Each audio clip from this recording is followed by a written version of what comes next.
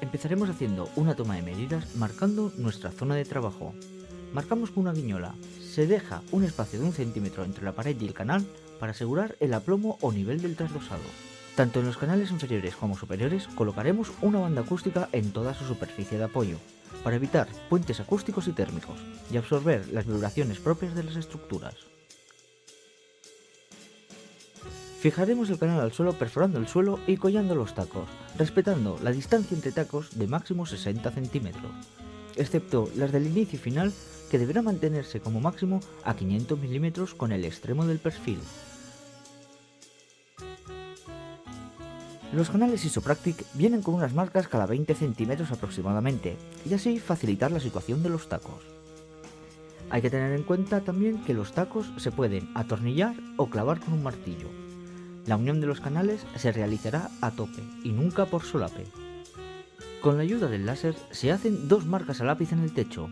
Luego, con la guiñola, se marca la guía a partir de la cual se coloca el canal superior Isopractic.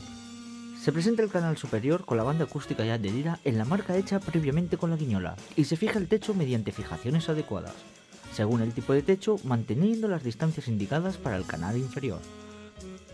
A continuación, colocaremos los montantes. Son los perfiles verticales.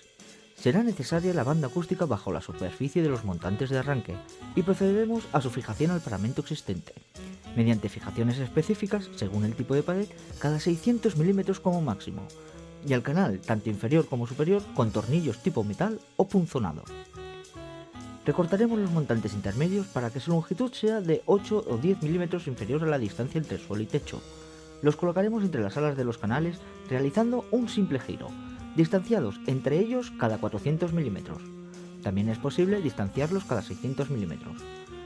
Nunca deberán atornillarse los canales, a excepción de los montantes fijos, que son aquellos que están ubicados en esquinas, arranques, cruces o huecos de paso.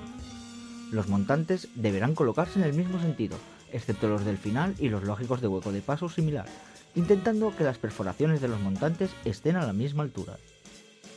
Cuando la altura del trasdosado sea superior a la altura del montante, deberemos encajar los extremos de los montantes solapándolos entre ellos o con piezas auxiliares manteniéndose una distancia de solape mínima según el ancho del montante. Para un montante de 48 milímetros, la distancia A mínima deberá ser 24 centímetros. Para el montante 70, la distancia A será mínimo de 35 centímetros y para el montante de 90, la distancia A será de 45 centímetros como mínimo. El trasdosado puede ser libre o con arriostramientos. En el primer caso, iría de suelo a techo de forma continua, sin ningún anclaje a la pared. El segundo caso es el que mostraremos a continuación. Se anclarán los montantes al muro mediante piezas de arriostramientos, con la ayuda del láser a unos 5 centímetros del trasdosado y de la tarjeta reflectante se comprueba que los montantes estén a nivel vertical. Se presentan las escuadras en la cara interior de los montantes, manteniendo una distancia entre escuadras según la altura que deba alcanzar el trasdosado y el número y espesor de cada placa de yeso laminado. Cortaremos a medida la lana para que el ancho sea el mismo que la modulación establecida y la colocaremos entre los montantes. Cortaremos tantas piezas como superficie a cubrir. Las placas de yeso laminado miden 1,20 m de ancho estándar, así que para este trasdosado en concreto necesitaremos 2 placas. Se cortan las placas a medidas y se pasa a la escofina para pulir el corte. Se preparan unos topes en el suelo porque la placa nunca debe descansar directamente sobre el suelo. Es preferible separarla del suelo entre 10-15 milímetros y a tope en techo. Una vez fijada la placa, se retirarán los topes. Se presenta la placa en la estructura del trasdosado y se atornilla a todos los montantes con los que está en contacto, con una distancia entre tornillos no superior a 25 centímetros. No se deben atornillar las placas a los perfiles en la zona donde se produce el cruce de un montante con un canal.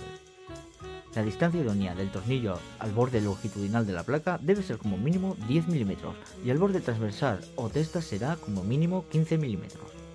Deberá tomarse especial atención de no alinear las juntas entre las placas verticales con las placas laterales, debiendo dejar un desfase entre juntas de 40 centímetros como mínimo. El trozo mínimo de placa que se permite colocar es de 35 centímetros como mínimo.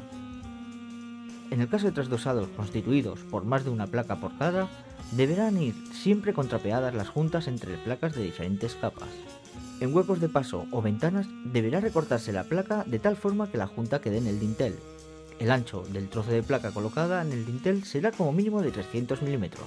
De esta forma nos aseguraremos que no se produzcan grietas en esta zona.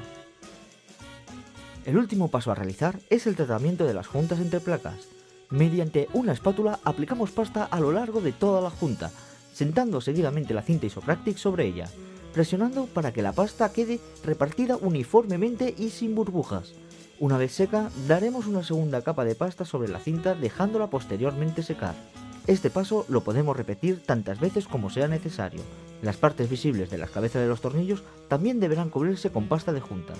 En este momento puede darse por finalizada la ejecución del trasdosado. Ya está listo para un posterior pintado.